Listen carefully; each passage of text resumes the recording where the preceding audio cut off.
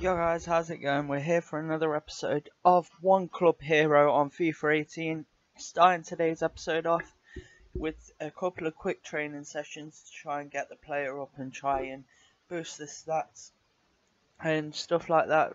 Like I say, simulating them now, the training sessions as we have done for a while now, because it takes too long to go through every training session, and it makes the episodes twice as long, and I can't get 2 games in and stuff like that. So it'll be better if I do it like this, and hopefully you guys are enjoying it so far, because I know I'm enjoying playing it.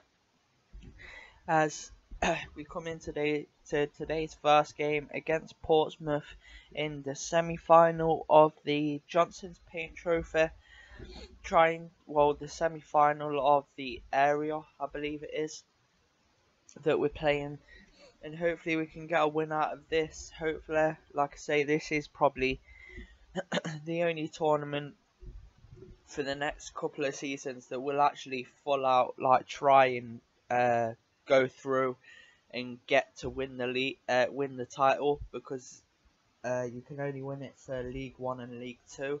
So I'll definitely be looking to try and basically win that in them couple of seasons, either this one or next season, depending on what we can do.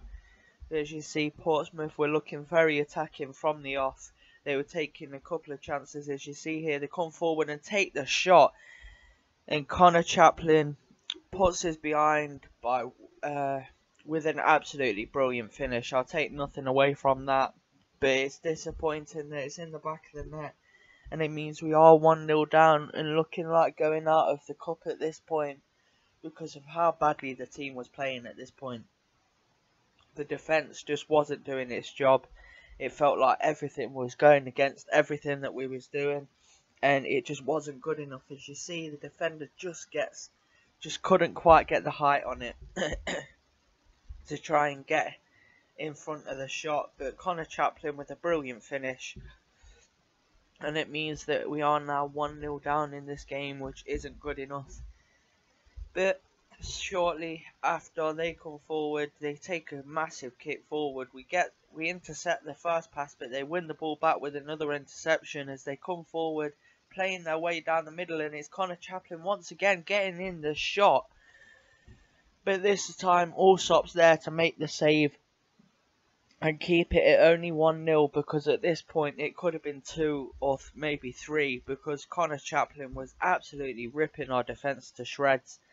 But we do come on an attack of our own here. Down the right hand side, we're whipping across. It was a good cross, but Stewart couldn't get the shot on target. He really should have done better there. It was a brilliant cross. It was laid on a plate for him really, but he didn't get the shot on target, and it's very disappointing from that chance. But that is literally all that happened in that game. It did finish 1-0, and we did end up dropping out of the Johnson's Paint Trophy, which just isn't good enough. This is one of the teams that had more luck to beating, to be honest, Portsmouth, and then maybe the teams that are higher up, they're the teams that I'd struggle against, like the League 1 teams and stuff like that. But we struggled against Portsmouth like nothing in this game. It was absolutely dreadful. But not to dwell on that, we come into the next game against Yeovil Town. It's Farsley's 23rd. They've only scored 17 goals this season, which by the amount that we've scored isn't good enough, but they should be doing better in the league. Let's just put it that way. They're 23rd, and that just isn't good enough for a team of Yeovil's size. But we can hope to try and capitalise on how badly they are doing in the league and maybe get ourselves a couple of goals in this one. As you see, straight from a few minutes after kickoff, we come forward on an attack. It was actually closer to half time at this point, but we come forward on an attack, trying to pass the ball round in the middle of the park. We take a shot, and it ends up in the back of the net with a brilliant finish there. From outside the area, we put the ball in the back of the net with a brilliant strike. I didn't see anything else happening apart from, like, obviously I could have probably ran into the box of maybe turned back on myself for where I shot. But I just thought, you know what, I'll go for the shot, and it ended up in the back of the net. And honestly, I wasn't expecting it to. I just took the shot because I didn't see anything else on, and it went in the back of the net, which is absolutely unbelievable for us. And it means that we are 1-0 up in this game, which is a good start.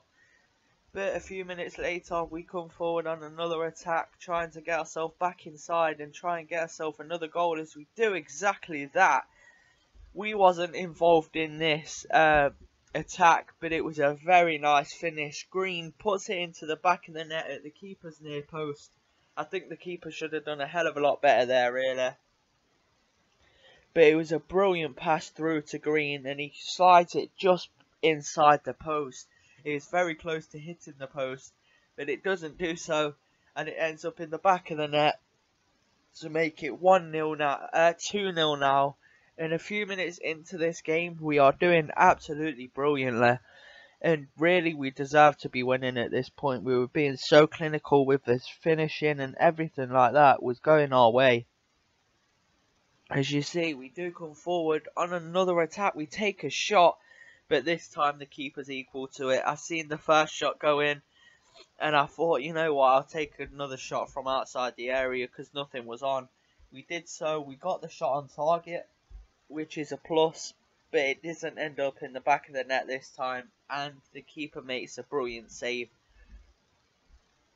But again, we come on another attack, and you see how dominant we was being towards Yeovil at this point. As we come forward, really looking like a threat every time we came forward. As the ball gets laid off, we take the shot, but it wasn't a good enough shot there at all. Should have done a hell of a lot better. It did get deflected off the defender's leg. As you see there, it does get deflected, but still should have done better there, I think.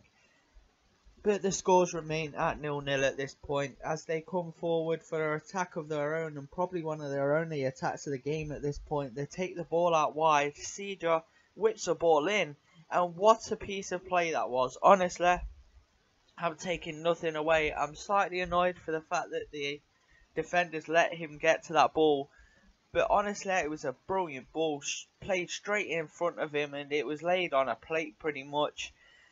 And it ends up in the back of the net to reduce the deficit and maybe even cause a comeback of effect.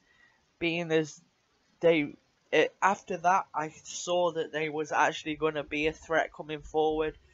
But when we was on the attack all the time, it didn't seem like much. But just before half time, we do come on one final attack for the half. As you see, we pass the ball around brilliantly. We split the defence somehow, and it ends up in the back of the net to make it 3-1 now. And honestly, I don't know how I split the defence how I did, because it was such a tight gap to fit through. We did so anyway, and it ends up in the back of the net. A low-driven shot into the back of the net, far side, and it was a brilliant finish. I'm very happy it went in the back of the net, because if it didn't, then I think it would have put us under more pressure to start the second half. It was lucky that we got that 2-goal advantage. But as you see, straight from kickoff, they come forward on an attack, trying to put us under pressure early on in this, as they try and get that same sort of cross in, as they play a ball in. And I thought Ryan Seedra there was offside, but it turns out he wasn't. He puts it in the back of the net to make it 3-2 now and reduce the deficit once again, and maybe start a little bit of a comeback once again as well. As you see, it was a perfectly executed pass into Ryan Seedra, but Wilson definitely should have done better there to not let him get beyond him, and he didn't do so, and it ends up, and we get paid the price for it, and it ends up in the back of the net to make it 3-2 now. And this game was jam-packed full of goals at this point. As you see, they come forward on another attack, and it is again, they get into the box again, and what a finish that was from Ryan Seedra. An absolutely brilliant finish from him. And honestly, I can't argue with to concede a goal like that. Fair enough, it is annoying for the fact that we had a 2-goal lead and we just let that slip like we did. But honestly, I can't be annoyed with that for that finish. Allsop's near post. Allsop should have definitely had that covered, to be honest. But he does find the back of the net with a brilliant finish, and Ryan Seeger gets his second goal of the game and puts it at level pegging at 3 apiece now. But moments later, we do come on an attack to try and get ourselves back in the lead. It comes out to me on the right hand side. We find ourselves in a bit of space. We whip a ball in, and look at that for a cross. It was put on a plate there for Frecklington, I believe. Look at this for a cross. The side-footed cross straight into his path, just in between the defenders and the goalkeeper, and there was no way, after that cross actually made it to him, there was no way that that wasn't going in the back of the net, because it was such a good cross, and I wasn't expecting to play any kind of cross like that, to be honest. But that was the end of that game, and it does mean we do luckily get the win out of that game, 4-3. Definitely should have done better, no questions asked, because of how we just didn't do good enough, for the fact that we kept conceding goals when we really shouldn't have. But that is the end of today's episode, guys. Thank you for watching. If you enjoyed, please leave a like, subscribe if you're new, and peace.